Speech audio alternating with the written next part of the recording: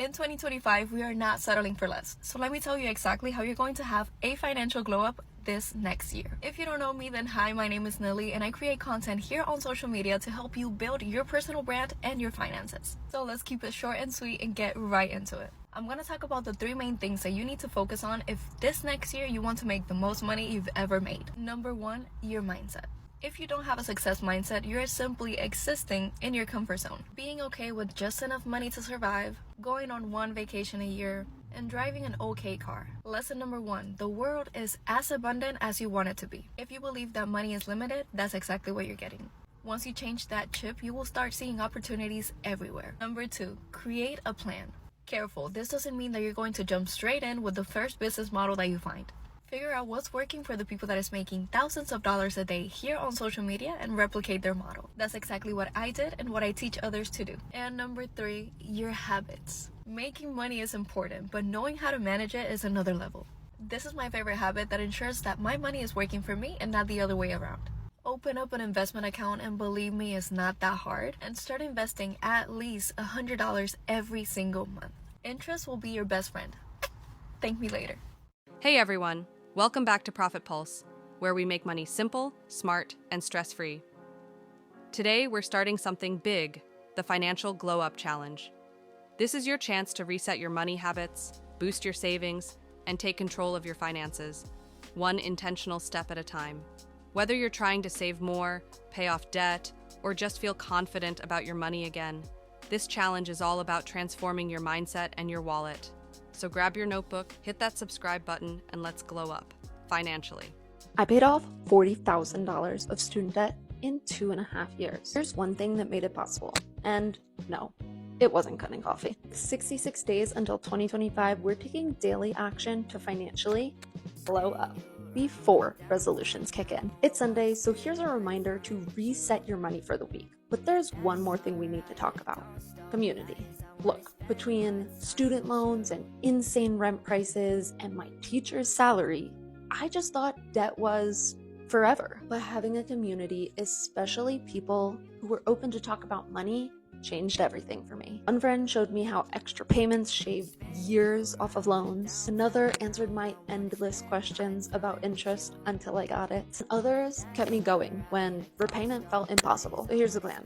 Let this be your money community. Drop a question you've been too afraid to ask, share your biggest money goals, or pass a tip you swear by. This is a space for honest and vulnerable money conversations. Okay, if your early 20s left your finances a complete mess, you're not alone, but here's how we're going to clean it up so you can start fresh now. 1, face the numbers. Stop avoiding your accounts. Pull up every credit card, loan, checking account. Write down exactly what you owe, what you have, and what do you have coming in. This is not a judgment zone. Do not judge yourself. This is simply for awareness. You cannot fix what you don't look at. 2, stop the bleeding. Hit pause on anything that's digging you deeper. Unnecessary subscriptions, impulse spending, high interest cards. The goal is to stop making the hole bigger while you figure out your plan. And yes, this is going to require some discipline. However, short-term pain for long-term gain. 3, build a small safety net. Life is full of surprises. Before you throw every extra dollar at debt, make sure you have at least $1,000 emergency fund. Yes, of course, the goal is to have 3 to 6 months of expenses saved. However, for now and for starters, beginners, digging yourself out of a hole, you want at least $1,000 liquid. It's going to give you a cushion the next time life throws you a surprise, a flat tire, a little emergency. Having a savings is also so beneficial for the mind. There are literally studies on this. 4, make a simple debt plan. Pick one strategy, snowball or avalanche, and stick to it. Automate the minimums and throw every extra dollar towards one high priority balance. Do not try to do 10 things at once. Momentum matters. A little bonus: if you've never written out what your ideal life looks like, what your ideal soft or rich life looks like, write that down and be specific with numbers. Not only does this give you a little bit of motivation or vision, it gives you direction. It also allows you to start figuring out, okay, how do I work backwards to attain that? Let's talk about my 3 best financial tips as a retired overspender and someone who has paid off most of her debt and is trying to save 50K. We'll start with the easiest thing and then we'll cover my biggest tip at the end. But the first one is having discipline. You have to be disciplined and you have to be able to look at your bank account and your spending habits and adjust accordingly. At the end of the day, financial independence comes down to discipline, just like with anything, working out, eating healthy. You have to be able to stay consistent and be disciplined to keep it going. And I know how scary it can be sometimes to look at your bank account, especially after a weekend trip or a night out, whatever the case may be, like literally to fear checking your spending habits. But the second you can take accountability, look at those numbers, you will start to make those small changes. You will see your bank account grow and you will feel so much better genuinely about checking your bank account than going and making an impulse purchase. So that is tip number 1. My tip number 2 that has helped me so much in my personal finance journey is loud budgeting. Now, this is basically just telling anyone and everyone around you in your circle, in your family, that you are on a financial journey and you will not be doing things that don't support that. So for example, if you have friends' birthdays, if there's parties, if there's any sort of event, be communicative of what you can afford for that event or what you're willing to spend. And I promise you, the people that truly care about you and want to see you grow and thrive will be there to support you if they truly do care. I literally would tell my family, my friends, like, hey, just so you know, I'm gonna go off the grid a little bit. I'm focusing on my budget. I'm focusing on myself. Like, I'm in my selfish era to get myself to a point that I want to be at down the line. And everyone was so on board. They were like, go off, queen, you know? They were very supportive, and that helped me a lot because they just knew that I wasn't going to be able to go out and do things and spend money just randomly, you know? And you honestly need to only really do that when you're starting out, like maybe for the first 3 to 6 months, really be honed in on what you're doing. It just helps you stay on track if your friends and family know that you can't just be going out and doing things every week. Even if it's nothing crazy, even if it's something small, like little dinners and stuff, all that adds up. And when you're on a journey to financial independence and financial success, you want to be able to control all those little things. Then my last and most favorite step that has helped me the most is tracking all of my expenses and tracking them on my budget template that I created. I love it. It is so simple. I track all of my expenses, my debt, all of my savings, every single penny that I spend, I know where it goes. And budgeting used to terrify me. I thought you had to just cut everything out, can't have any fun, and that's just what it was. But what I've learned on this journey is you can still live your best life. You can still go out to dinners, go out with friends, do the things you love to do while staying on a budget. You simply just allocate money for it. Like, it's that simple. So if you're someone starting off your journey, I highly recommend starting there. I have a budget template linked in my bio. Get that template. It's so easy to use. And if you want to take it a step further, offer budget coaching where I help you literally build your budget. We will look at your expenses, every single one together, and make a budget accordingly so that you can be happy living your life, but get back on track financially. So those are my 3 best tips that have helped me so significantly in the last 4 to 5 months. Promise you, it will change your life. It's changed mine, and it's such simple things that you can do. It's such a good feeling to be excited to look at your bank account, to be proud of your money, not scared of it. Money is such a good tool. You just have to learn to use it the right way. So let me know what questions you guys have, and I hope these tips helped.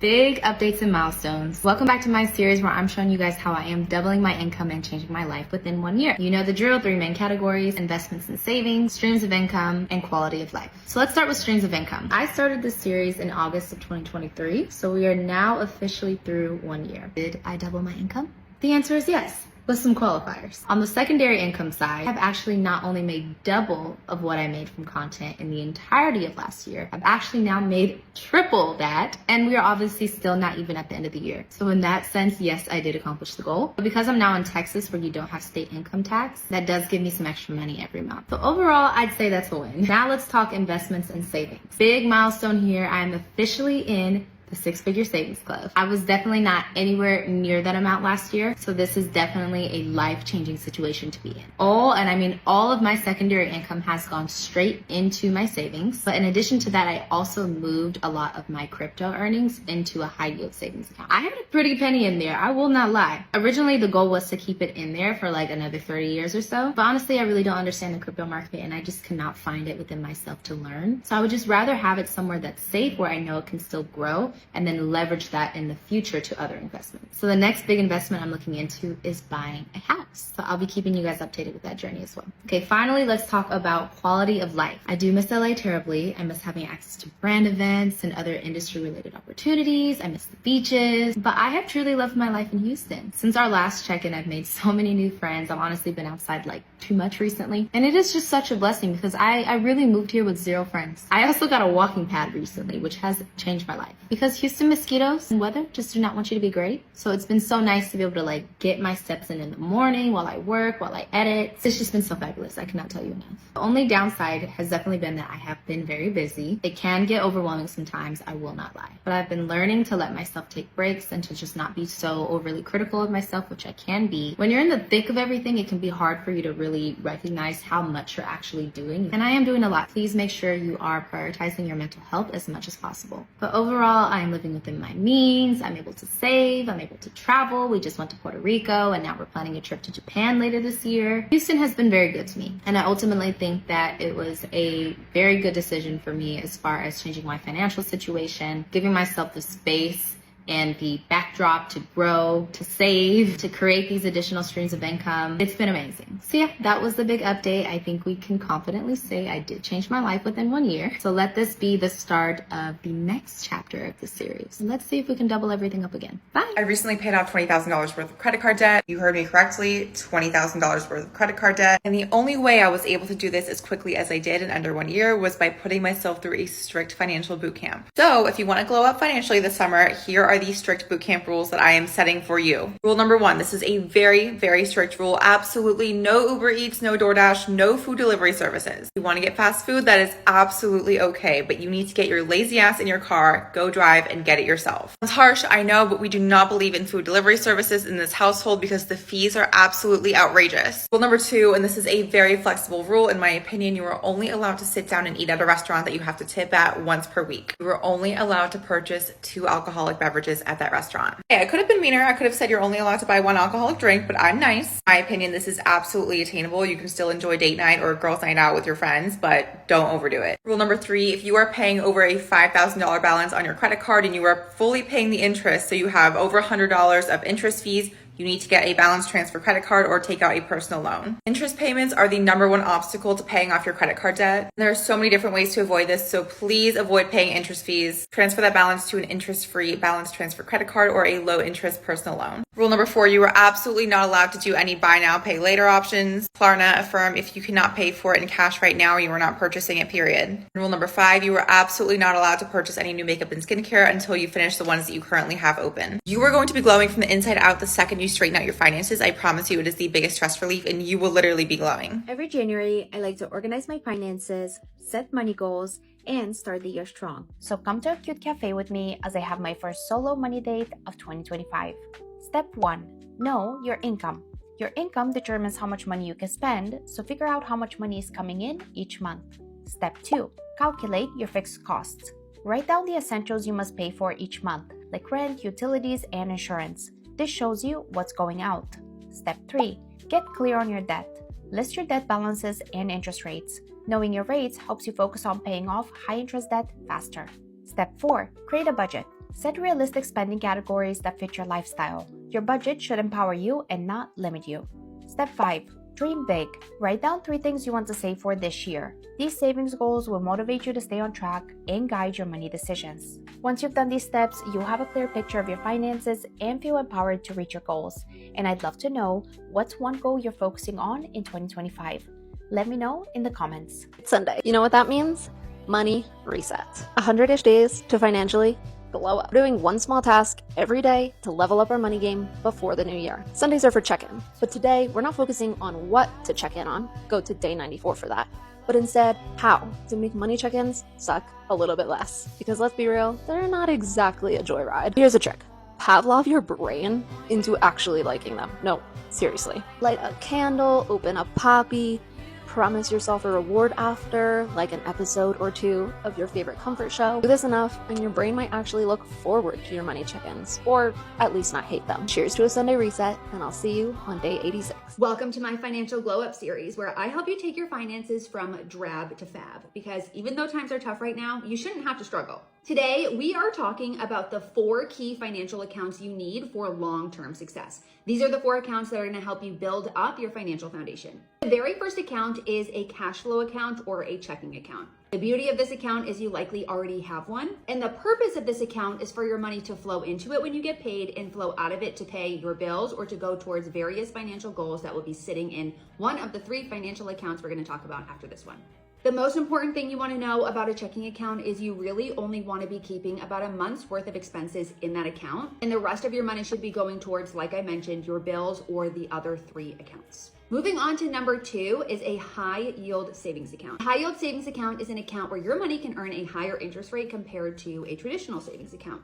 Traditional savings accounts are really a waste of space. There is no need to have one. And if you have any cash savings, it should all be going into a high yield savings account. The beauty of a high yield savings account beyond just earning the additional interest is that it makes it really easy to organize your money. A lot of different banks like Ally Bank or SoFi have features called savings buckets or savings vaults, where you can organize all of your different goals within one broader account. The other benefit is that a high yield savings account is completely separate from your checking account. I like to call it an inconvenient savings because it's ever so slightly inconvenient, which forces you to be really intentional about putting money into it and taking money out of it. A high yield savings account is great for your shorter term savings goals. So think saving up for an emergency fund, saving up for a vacation, saving up for a car, saving up for a wedding, or saving up for a down payment on a home. The third account that you need is a retirement account. A retirement account would be a 401k, a 403b, an IRA, or a solo 401k if you're self-employed. Retirement accounts are tax-advantaged investment accounts, meaning that you reap a tax benefit either on the way in or on the way out for putting your money into it. There are 2 main types of retirement accounts, Roth accounts and traditional accounts, and the key difference between the 2 is just the timing of when you get that tax benefit.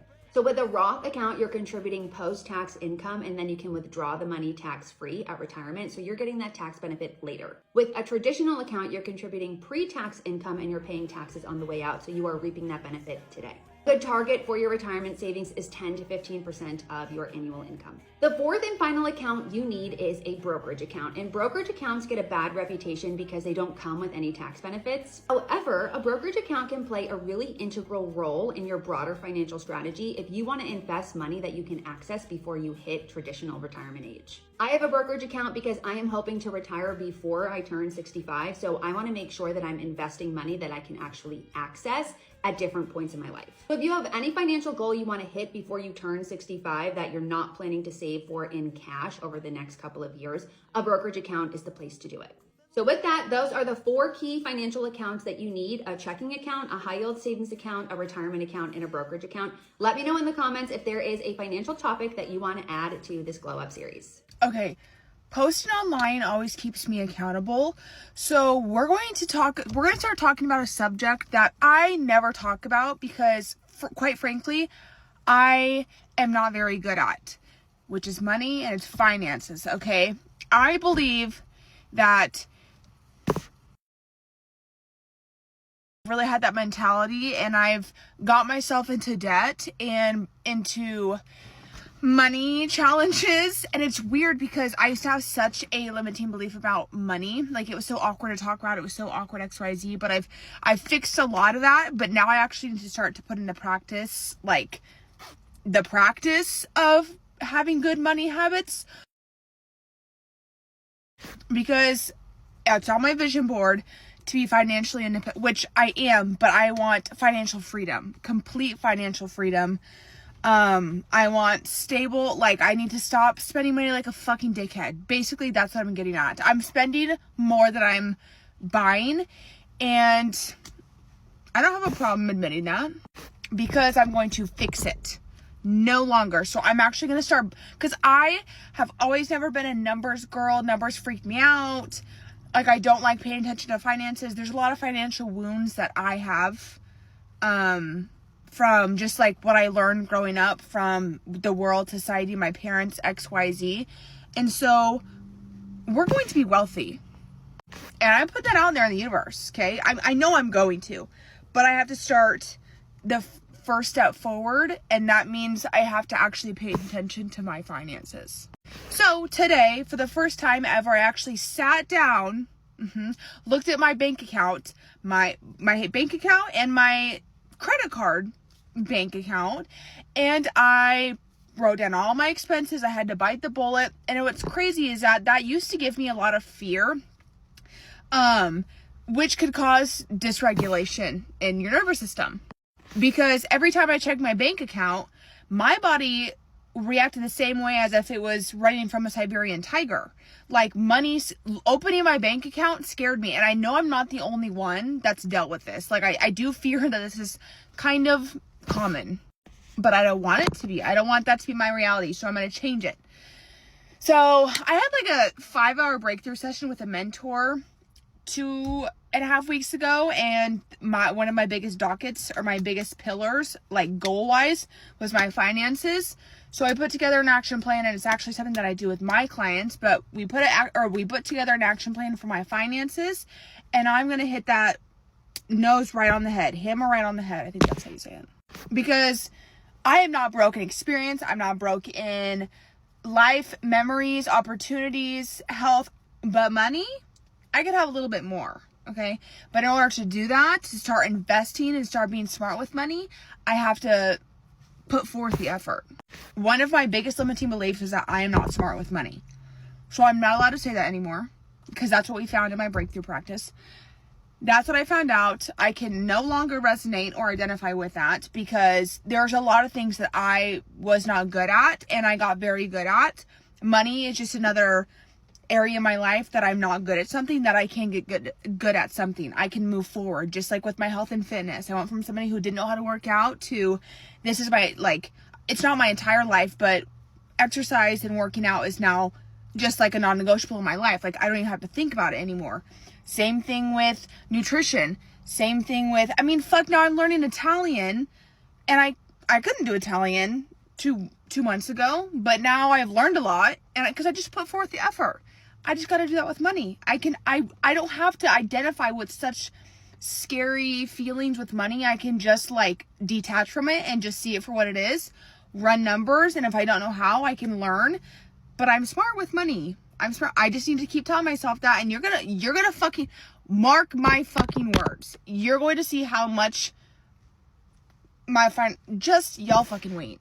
But anyways, this is my accountability video, because I posted about fitness, I posted about health, I posted about glow ups. Now time to glow up my finances. I'm gonna hold your hand so tight when I say this. You do not have an income problem, you have a spending problem. You can make all the money in the world. Matter of fact, when I was making the most money I ever made in my life, going from like 40K a year to 120, 130K a year, I was the most broke I had ever been, because I made every wrong mistake you could ever make when you start making money, and that has inflated my lifestyle. I got a brand new car, I got a really nice apartment that was way more than I could afford, but again, I justified it. I gaslit the fuck out of myself. Like, that's what I did. I gaslit myself because I was like, oh, I can afford it, I'm making money. Like, yeah, technically monthly payment wise, my bills versus my income was good. However, when you factor in debt, credit card payments, student loans, personal loans, collections, credit scores, I'm sorry, but you can't afford it. If you're someone who, you make good money and you're like, I just need to make more money and then I'll be in a better position, don't gaslight yourself.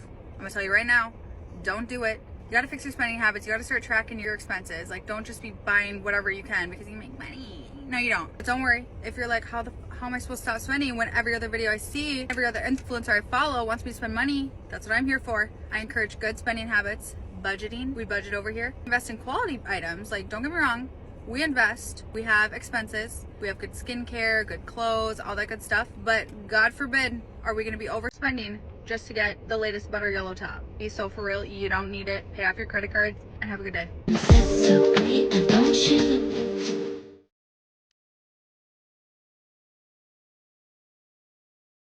Financial baddie things. Let's talk about blowing up your finances. Getting your finances in check is not just about having more money, it's about mindset and discipline. Savings. This is so important because having savings helps you stay out of debt and leave your investments untouched. But when it comes to savings, you need to be intentional. You don't just save to save. Because if you don't have a purpose for the savings, you'll think the money is just up for grabs. I'll use myself for an example. What's inside of my savings is my emergency fund, which is 6 months of expensive, a down payment fund, a vacation fund, and some other small fund money. And I keep this in a high yield savings account to collect that sweet, sweet interest. There is a purpose for every dollar in that account, and it's not just up for grabs because I want to buy a new purse. Investing. Do you want to work forever? Yeah, neither do I. So treat every dollar like a little employee and make it go to work for you. Again, I'll use me for an example. Most of my investments are in index funds because we love a low effort investment.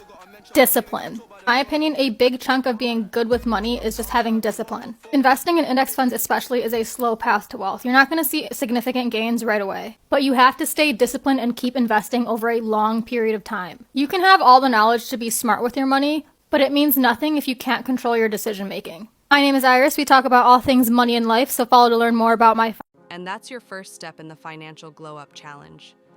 Remember, real change doesn't happen overnight, but it does start with commitment and consistency.